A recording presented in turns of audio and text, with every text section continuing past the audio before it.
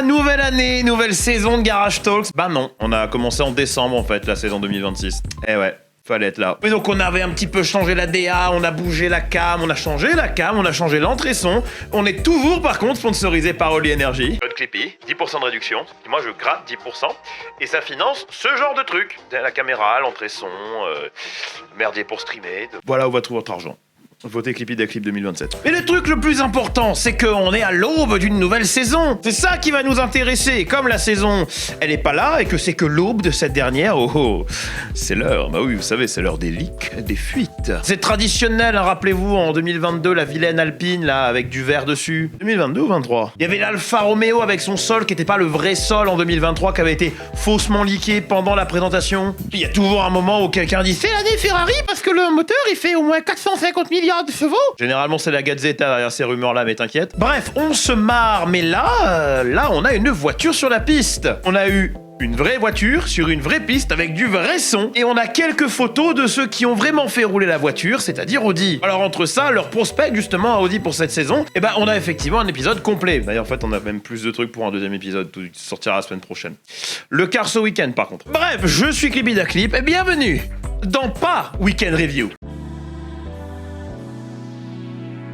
Bon alors Audi a été aperçu en plein shakedown à Barcelone, rien à voir avec les essais hivernaux privés qui vont avoir lieu plus tard ce mois-ci, hein, c'est juste eux qui ont réservé le circuit. Oui bonjour, une table pour 54 à 19h. Ouais moi mon anxiété sociale pourrait jamais appeler un circuit pour réserver un jour. Donc ici c'était un shakedown, tout ce qu'il y a de plus classique en amont des essais. Ça doit aussi être pratique que les essais hivernaux privés ont lieu à Barcelone, ils auront pas à trop bouger tu vois. Et j'avais cru lire aussi que c'était un roulage promotionnel. Les roulages promotionnels, vous savez c'est ces roulages là avec des images que j'ai le droit d'utiliser. Que je vous sers à foison parce que j'ai pas le droit d'utiliser les images de la FOM. Voilà, la FOM strike parfois aussi ces images-là parce que on se tape le cul par terre. De toute façon, la modération YouTube, ils sont toujours dans la poche. Grosse multi-corporation, rien à foutre du gars qui fait 10 000 vues. Et en fait, je suis un petit peu surpris que ce soit un roulage promotionnel parce qu'il y a des clichés qui ont fuité. Alors pas celui-là, ça c'est de l'IA, voilà. C'est formidable, hein, je suis ravi que la RAM coûte excessivement cher en ce moment pour que on puisse être désinformé et que Grok foute des nanas à poil. Yes. Bon, je suis pas là pour vous faire une take tiédasse sur l'IA. C'est un outil qui peut avoir de très très bonnes applications. Le problème, c'est qu'il y a des gens qui se pensent artistes parce qu'ils ont généré un prompt, que des gens s'en servent par pure facilité. Grok, est-ce que c'est vrai que la majorité du temps où on est confronté à ce truc-là, c'est Jean-Michel Pervers qui lâche un « Eh Grok, mets de la colle blanche sur le visage de la gadji !» Vous pouvez juste taper Nibar dans Google, c'est généralement mieux. Enfin, pour en revenir à cette photo-là, il y a ces petits artefacts-là qui ne trompent pas. C'est pas grave, on peut tous tomber dans le panneau, hein, juste. Tombez pas dans la parano non plus, vers toutes ces images, c'est de l'IA, il y a rien de vrai sur Internet est mort. Juste, voilà, gratter un petit peu, jeter un bon nœud avant de faire un retweet qui peut ultimement vous faire passer pour un crétin. Laissez-moi cet honneur-là. Et bon, sur les vraies images, comme celle-ci, apparemment prise avec une Game Boy caméra, définition, le nombre de pixels, je les compte sur les doigts d'une main. Et la voiture est toute noire. Il y a un peu un problème, parce que souvent, un roulage promotionnel, c'est... comme vous voyez, les exemples à l'écran, hein, c'est des rushs qui sont réutilisés, vous savez, pour les sponsors, pour les mettre sur des grands écrans pendant les événements, pour mettre l'identité visuelle de la marque en avant. Or là, la voiture est toute noire, donc l'identité visuelle, il y a l'air d'avoir un logo Audi rouge sur le halo et un autre sur le capot moteur, mais quid de l'identité visuelle? Ça, c'est du pseudonyme visuel, monsieur. Alors du coup, j'ai deux théories. La première, c'est que c'est pas vraiment un roulage promotionnel, mais qu'ils ont quand même shooté quelques rushs, qu'il y a vraiment un côté promotionnel, que ça va être utilisé, mais que c'est pas le gros du marketing. Ils ont juste eu besoin de justifier le shakedown avec un shooting promotionnel, parce qu'en Formule 1, les essais privés sont tout simplement proscrits, excepté justement pour les roulages promotionnels, où là encore les règles sont strictes, hein, c'est-à-dire que vous avez une limite de 100 km maximum de roulage, et qu'on vous fournit des pneumatiques spéciaux qui sont apparemment bien loin de ce qu'on exploite sur un week-end. Sinon, l'autre théorie, c'est que oui, effectivement, Audi roulera avec une livrée full black cette saison, ce qui serait un putain de scandale, parce que leur livrée concept est genre 10 fois plus intéressante visuellement et 10 fois plus unique. Alors je sais que parfois il y en a parmi vous qui chient des pendules quand je parle de peinture. Ah, Kaleidos, bien.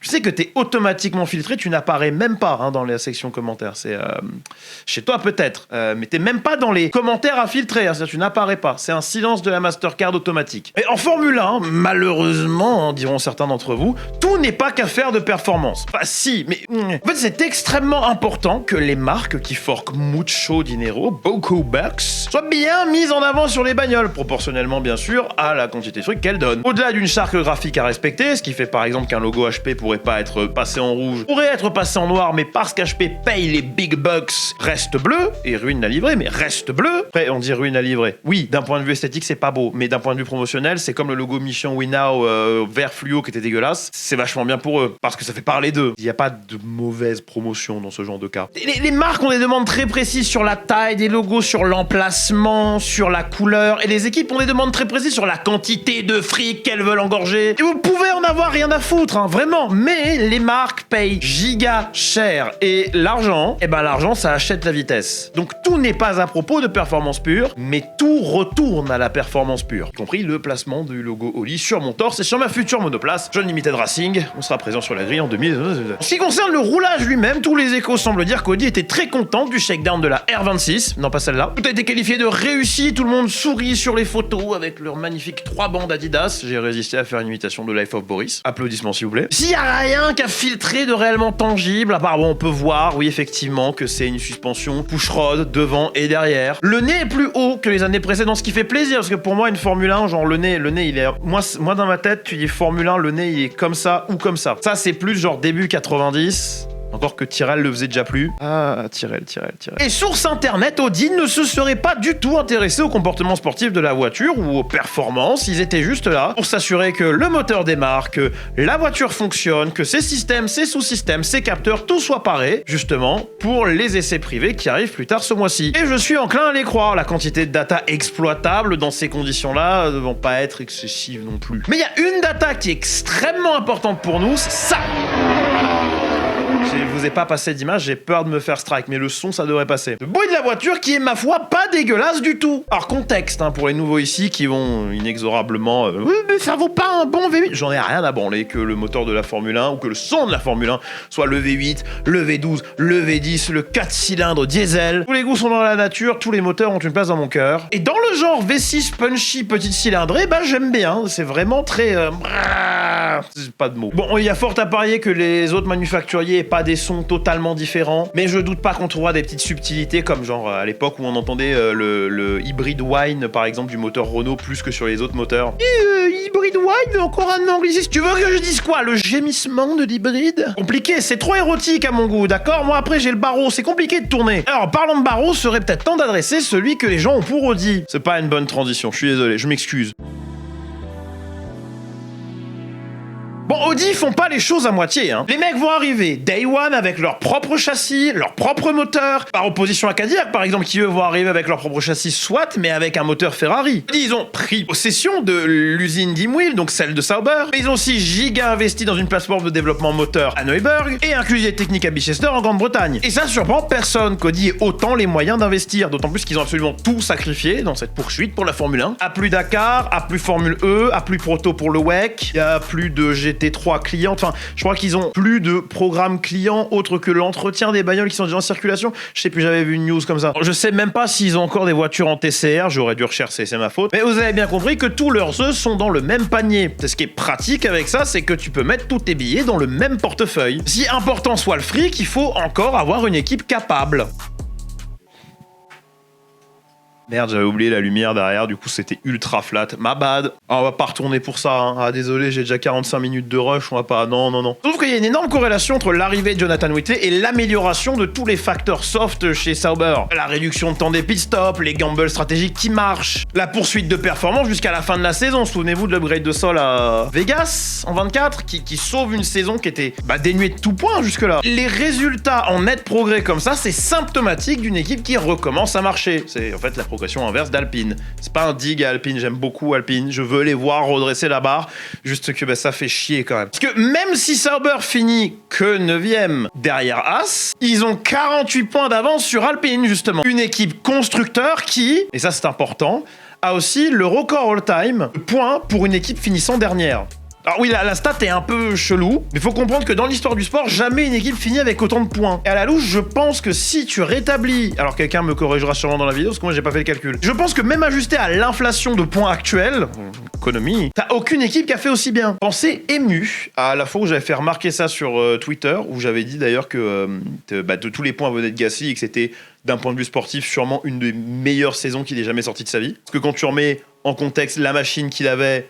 et la quantité de points qu'il a marqué, c'est très très fort. Et on m'avait dit non, c'est pas une perf parce que toutes les équipes ont plus de points, c'est juste proportionnel. Bah oui, c'est proportionnel.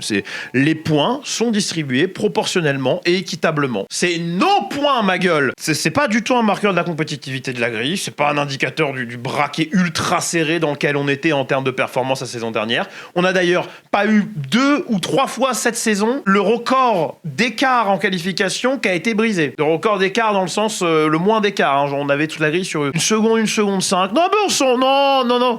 Le truc, c'est que les points sont distribués de manière proportionnelle. Pour en revenir à Audi, la construction s'est faite tout 2024-25. Parce que le truc, c'est que ça allait pas devenir miraculeusement une meilleure équipe parce qu'on mettait un nouveau logo dessus et qu'on peignait la bagnole en gris ou en noir. Et là, actuellement, tout d'un point de vue moyen, opérationnel, semble indiquer qu'Audi va arriver et ne va pas se chier sur les cuisses. Donc le staff technique aéro Einwheel a été renforcé par des gens tout horizon Audi Sport. Donc tu peux être sûr qu'il y a des gigatronches qui ont travaillé sur la R18 ou n'importe quel autre proto du futur et qui vont avoir des solutions toutes trouvées à des problèmes que l'équipe Einwheel va se créer d'elle-même. Le règlement a créé pour l'équipe qui était déjà présente, mais j'ai improvisé la ligne et du coup j'ai dit de la merde. Bref, tout ça pour dire qu'ils vont sûrement pondre une bagnole qui sur le papier sera plus que compétente. Sur le papier. Et ça c'est un problème. Enfin, c'est pas un problème, mais oubliez pas Merco tout 2022-25, qui n'a sur le papier jamais eu une mauvaise voiture et qui n'a sur la piste jamais eu une bonne voiture. Enfin, oui, il y a quelques éclats ça et là, mais majoritairement ça a été une ère largement en deçà des attentes Mercedes. C'est vraiment Paramount que la corrélation entre ce qu'il y a sur papier, ce qu'il y a en simulation et ce qui se passe sur la piste soit là, tangible, réel. Parce que cette année les changements sont majeurs et le règlement est plus aussi aérodépendant, mais il est surtout moteur dépendant. C'est vilain comme terme, moteur dépendant. Bon, les simulations moteurs ont généralement tendance à être beaucoup plus fiables que les simulations aéro, on est d'accord. Mais là, cette année, le Power Unit, c'est pas une petite variable. Hein. Audi, ils débarquent avec les grosses couilles Day One, leur propre moteur, leur propre châssis. C'est derrière, on a Merco, Ferrari, Honda, Red Bull Powertrain dans une moindre mesure, qui eux ont de l'expérience au niveau de l'exploitation, de l'entretien, du développement de leur plateforme moteur en Formule 1. Et ça, c'est pas le cas d'Audi. Je pense cependant que c'est quand même un argument à contrebalancer. Parce que Audi a quand même tout le savoir-faire technique pour concevoir un tel moteur. Qu'il y a la Cost Cap Power Unit qui existe en grosse majorité pour amener un tout petit peu d'équité dans ce monde. Une Cost Cap Power Unit qui est plus élevée pour Audi, justement. Les nouveaux manufacturiers avaient droit à 5 millions de plus la première année, puis 10 millions les 2 dernières. Je vous rappelle que Audi avait déjà annoncé que leur moteur avait runné plusieurs simulations de course entières, il y a 2 ans. Et on a d'ailleurs eu des échos, je crois que c'était Binotto qui disait que la spec moteur qu'ils vont ramener en Espagne, elle est légèrement plus safe que les autres en termes de performance pour garantir la fiabilité, pour pouvoir tout tester. Et ça, c'est une très bonne nouvelle en fait. Ils arrivent avec un moteur qui tape toutes ses targets, qui a été detune et qui a une spec de test. Quand tu peux te permettre ce zèle-là pour tester ton moteur, généralement c'est bon signe. Quand on voit ce qui a été dit par rapport à Ferrari, où il y aurait une atmosphère chaotique justement à cause de target moteur qui serait pas atteinte alors qu'on est à 2 semaines là quand j'enregistre ça des essais hivernaux, enfin, les premiers tests hivernaux. Reste à voir par contre quel spec moteur Audi va faire homologuer, s'ils vont choisir un mix entre performance et fiabilité ou juste être full fiabilité, parce que l'image pour le constructeur quand tu te tapes panne sur panne parce que tu as voulu poursuivre un idéal de performance, tu voulais mettre tes grosses couilles bien en avant dès le début, bah c'est à double tranchant. Et de l'autre côté, si tu as une spec qui est peut-être trop safe, qui finit toutes ses courses mais avec 28 tours de retard, bon tu passes aussi pour une truffe. Ceci dit, avec la nouvelle règle, la duo, la fameuse règle qui va autoriser les manufacturiers à réhomologuer leur moteur pour des raisons de performance au milieu de l'année, si la FIA a déterminé via ses critères, des critères qui ont été fabulés sur la cuisse de Jupiter, si la FIA a dit alors tu peux réhomologuer ton moteur avec une autre spec. Et ça va être ultra controversé cette année si ça arrive et qu'une équipe tire grave avantage de ça. Et avant qu'on me lâche ça, oui mais alors c'est de la triche parce que la règle elle est claire et les critères, la caméra est plus haute, c'est chiant. Les critères sont pas communiqués au grand public et communiqués exclusivement aux manufacturiers de Power Unit. Et je suis sûr qu'on va avoir des leaks de ces critères-là un de ces jours, et j'en croirais pas un mot, qui seront pas release par la FIA. On fait comme ça. À l'époque où j'avais lu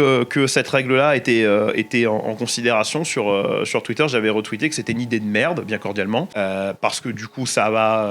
parce que c'est clairement une règle qui est là pour éviter des trop gros écarts, parce que la FIA sait que le règlement moteur, il était trop ambitieux, et ils vont vouloir filer un coup de main à à des équipes pour pas que ça devienne un shit show et continuer à maintenir une espèce d'apparence de spectacle pour essayer de pas avoir des finishes qui ressemblent à ça. Voilà, les années 90. Non, mais c'est n'importe, c'était bien. Il y a quelqu'un qui m'avait parlé, qui avait fait le parallèle avec la règle des concessions en MotoGP. Et même si c'est pas exact, c'est un parallèle qui est plutôt bon. Voilà, donc bravo à toi. Je sais plus ton nom, je suis désolé. Bon, mais d'avis que même si des perfs honorables peuvent être vus de la part d'Audi cette saison, de l'occasionnel podium même, Audi sera pas une top team cette année. Alors, si je devais mettre des pièces sur un truc, ce serait pas là-dessus. En toute logique, pour un tout nouveau manufacturier qui en plus a repris le contrôle d'une équipe qui était pas non plus au top, même si sur une pente ascendante depuis qu'ils ont commencé à distribuer leurs employés là. Toute logique, ça va être une année de couac pour plein de gens et peut-être plus encore pour une équipe avec autant de nouvelles variables. Et si j'entends qu'il est largement possible,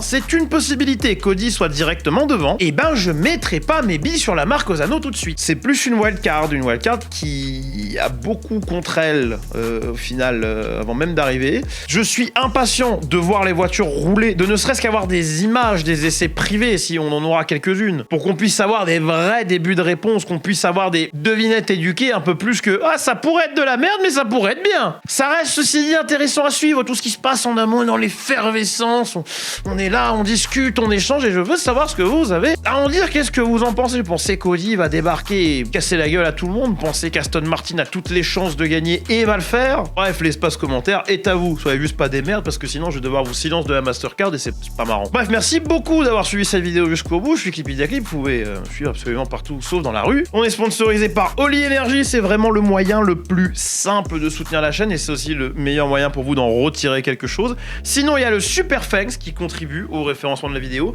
Il y a le Boost qui est disponible que sur téléphone et qui contribue aussi beaucoup au référencement de la vidéo. Le Super Thanks, en plus du référencement, ça me donne des sous aussi, c'est sympa. Si vous voulez plus des trucs en rapport avec le sim racing, on a tout ce qui est sync mesh et 3D Rap dans la description, que ce soit les gants de sim racing de très haute qualité ou des modes sim racing qui sont formidables. Je suis passé full Logitech, là ça y est, ça fait un petit peu de temps qu'on l'a fait. La deuxième vidéo de la transition Logitech arrive pour la fin du mois. Et bref, disons que je serais bien emmerdé si j'avais pas les modes 3D Rap dans la poche. Bref, c'était le rare Clippy Clip avec les cheveux pas attachés. Bisous.